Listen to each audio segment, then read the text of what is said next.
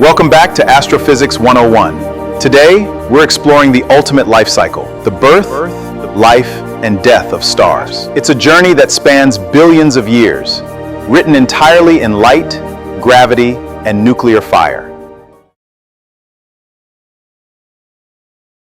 Every star begins its journey right here.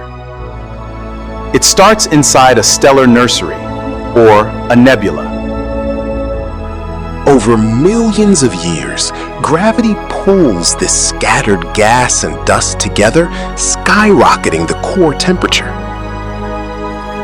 Once the core hits 15 million degrees, nuclear fusion ignites. A main sequence star is officially born. For billions of years, this star remains stable. Gravity wants to crush it, but nuclear energy pushes back.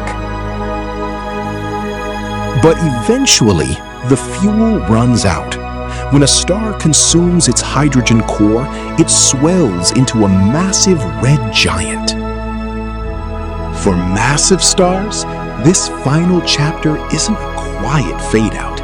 It's a violent, cosmic detonation. A supernova explosion blasts heavy elements into the universe, creating the raw building blocks for future planets and life. Dejando atrás una densa estrella de neutrones o un remanente estelar radiante.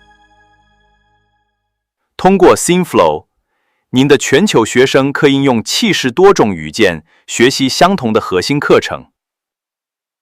No matter the language, the science remains universal. That is the life cycle of a star. Next week, we'll dive into the physics of black holes. Be sure to complete your module quiz by Friday.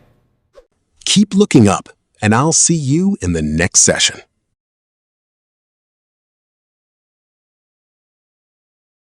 This course module was produced instantly with SceneFlow, transforming one lecture script into multi-language video curriculum.